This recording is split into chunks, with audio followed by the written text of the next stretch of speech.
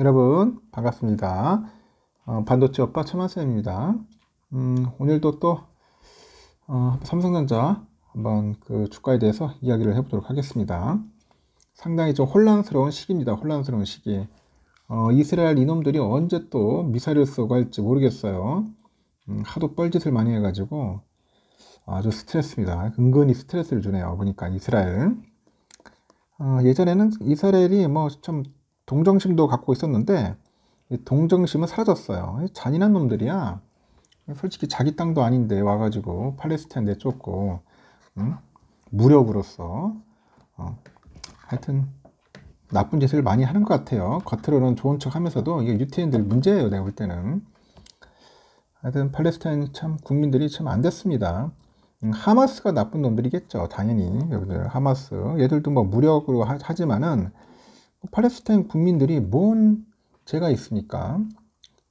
그냥 수천 년 동안 잘 살아온 땅에 갑자기 어느 순간 쫓겨나가지고 저렇게 됐는데 자기 국민들 좀 피해본다고 해가지고 막 전투기 띄우고 미사일 쏘고 해가지고 아주 잔인하게 보복을 하는 놈들이 이스라엘 아닙니까? 저는 솔직히 인류 왜 참 이런 말하면 괜히 정치적으로 또 오해될 수도 있는데 하여튼 잔인한 놈들이에요. 나치한테 그렇게 당했으면은 굳이 그렇게까지 할 필요는 없잖아. 사람을 잔인하게 해치거나 그 살상을 하면 안 되죠. 그 무고한 시민들, 그 나라의 그 백성들을 그런 식으로 해서 피해를 주면 되겠습니까? 하여튼 참 나쁜 놈들입니다. 여기까지만 할게요. 괜히 또 말을 해보면 또 오히려 또 이상하게 또 변질될 수 있으니까. 하여튼 여러 투자자들이 상당히 힘들어하고 있어요. 이제 또 환율에 대해서 잠시 얘기를 해볼 텐데 이 급등하던 원달러 환율이 다소 좀 진정세를 보이다 보니까 그 외환 당국의 구두 개입이 효과를 내는 것 같아요. 구두 개입이 약간 효과를 내고 있고 중동 사태 미국이 긴축 장기화 의지를 드러내면서 우리나라 기준금리 인하 시기를 점치기는 좀 어려워졌다 그런 이야기도 있습니다. 국제통화기금과 그 IMF 그 회의 참석차 미국을 방문한 이창용 한국은행 총재 이분이 최근에 그 환율 변동성과 관련해서 시장의 안정화 조치를 거듭 강조를 하더라고요. 환율이 시장 기초 체력에 의해서 용인될 수준에서 약간 벗어났다. 그래서 변동성을 완화하는 등 효과적인 개입 자원과 수단을 갖고 있다. 이런 얘기를 해요. 이 총재는 현재 미국 통화정책과 중동 긴장, 중국 위안화, 그리고 일본 엔화 영향 등이 복합적으로 작용하고 있다고 분석을 합니다. 다만 이번 그 강달러 현상은 일시적일 거다. 그런 이야기 진단을 합니다. 미국 고금리 장기화 전망에 달러 가치가 치솟았던 2022년과 달리 최근에 달러 강세는 미국 금리 인하 시점 연기에 기인한다는 그런 이야기를 하더라고요. 그래서 미국 기준금리 인하가 지연되는 데 따른 거라 그러는데 시장이 미국의 새로운 상황에 적응을 하면은 신흥국 통화에 대한 압력도 사라질 거라고 본다고 합니다. 문제는 불안한 중동 정세의 국제유가 상승이 세계 물가를 자극하고 있다는 거예요.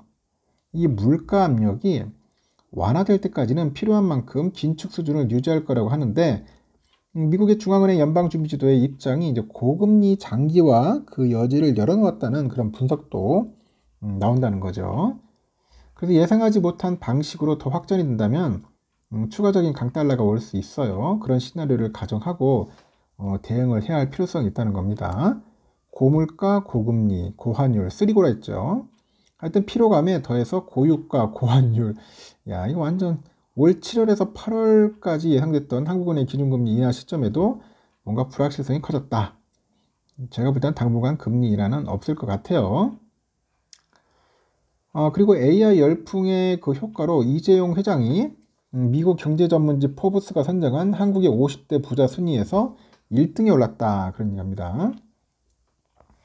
삼성전자의 주력 상품인 메모리 반도체 수요가 크게 늘 거라는 그런 전망 속에서 주가가 상승했죠.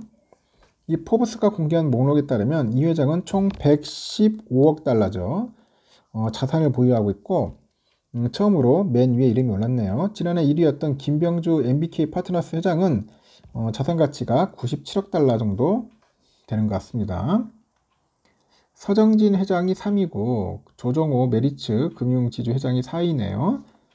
조 회장은 메리츠 화재하고 메리츠 증권이 23년에 그 메리츠 금융지주의 완전 자회사로 편입된 후에 순자산 가치가 전년보다도 82% 오른 것으로 평가됐답니다. 그 5개 더 띄웠고요.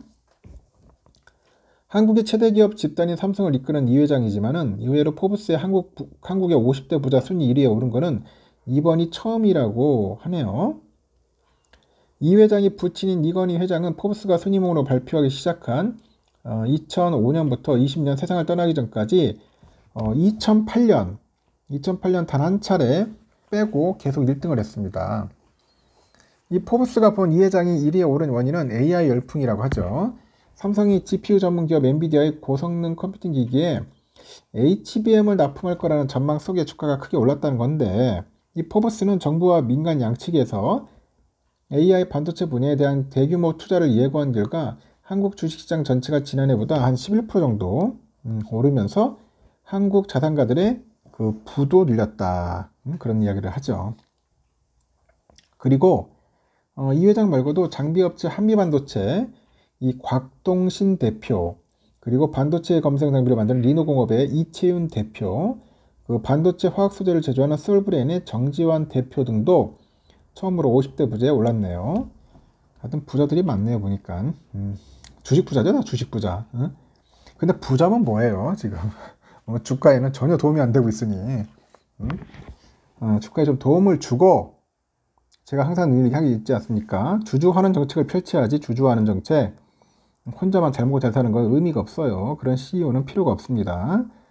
주주들이 잘 살 수 있도록, 혜택을 볼 수 있도록 신경 쓰는 그런 CEO가 필요하다는 거죠. 오늘은 삼성전자 여러분 아시다시피 좀 허탈하네요. 좀 아침에 좀 시원하게 올라갈 듯 하더니 등락 심하더니 막판에 그냥 꺾어내렸습니다. 막판에 그냥 종가 악마가 나와가지고 주가를 끌어내렸고, 키 맞추기 하는 건가? 하여튼 그래요. 외국인들이 95만 주 정도 샀습니다. 어제는 좀 팔더니 오늘은 다시 들어와요. 보니까 잘못 팔았나 하면서 다시 오는 것 같아. 이때다 싶어서 기관애들 팔기 시작하고, 개미들도 팔았습니다. 요즘 보면 기관애들은 계속 팔아요.